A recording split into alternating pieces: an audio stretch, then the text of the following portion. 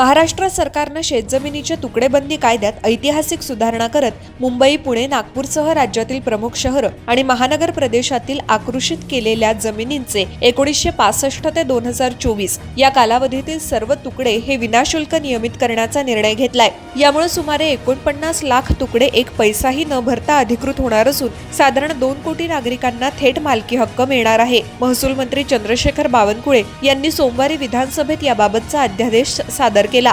या अध्यादेशानुसार शहरालगत आणि विकास क्षेत्रातील आकृषित शेतजमिनींचे तुकडे पूर्णपणे मोफत नियमित होतील आणि खरीददारांचे नाव 7/12 उतार्यावर मालक म्हणून नोंदले जाईल। 1947च्या बॉम्बे तुकडे प्रतिबंधक कायद्यामुळे शेतजमिनीचे छोटे तुकडे करण्यास बंदी होती। मात्र शहरांच्या विस्ताराबरोबर या जमिनी रहिवासी, व्यावसायिक किंवा औद्योगिक क्षेत्रात रूपांतरित झाल्या। लोकांनी त्या मोठ्या प्रमाणात खरेदी विक्री केल्या, विभागल्या, परंतु कायद्याच्या भीतीमुळे 7/12 आणि 8A वर नावं नोंदली गेली नाहीत। परिणामी बँक कर्ज, बांधकाम परवानगी, पुनर्विक्री असे अनेक व्यवहार रखडले। लाखो कुटुंबांना दस्तऐवज असूनही मालकी हक्कापासून वंचित राहावं लागलं। या कायद्यात यापूर्वी 2015-2016 मध्ये कलम 8B जोडलं होतं, मात्र त्याचा फायदा फक्त अधिकृत लेआउट मधील प्लॉट धारकांनाच मिळाला। 2017 मध्ये 25% तर 2025 मध्ये 5% प्रीमियमची तरतूद करण्यात आली होती। तरी मोठ्या दंडामुळे बहुतांश नागरिकांनी त्याकडे पाठ फिरवली। आता नव्या अध्यादेशानुसार हे सर्व तुकडे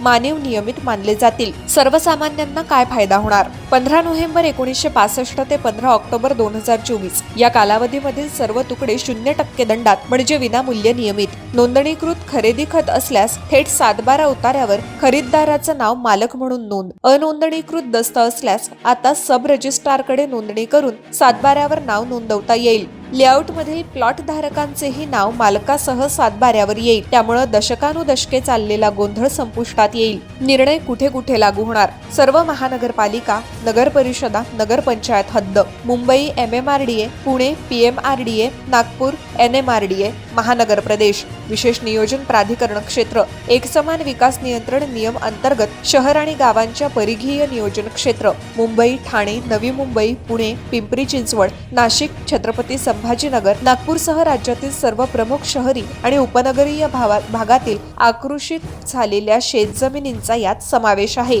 2 कोटी नागरिकांना कागदोपत्री मालकी हक्क मिळणार। या निर्णयामुळे सुमारे 49 लाख जमिनींचे तुकडे अधिकृत होऊन अंदाजे 2 कोटी नागरिकांना कागदोपत्री मालकी हक्क मिळेल। बँकेकडे गहाण ठेवणे, बांधकाम परवानगी मिळवणे, वारसा हक्क निश्चित करणे आणि जमीन बाजारात विक्री करणे सोपं होईल। गेल्या 6-7 दशकांपासून अडकलेले व्यवहार एका झटक्यात मार्गी लागतील। राज्यातील लाखो कुटुंबांना याचा मोठा दिलासा मिळणार आहे।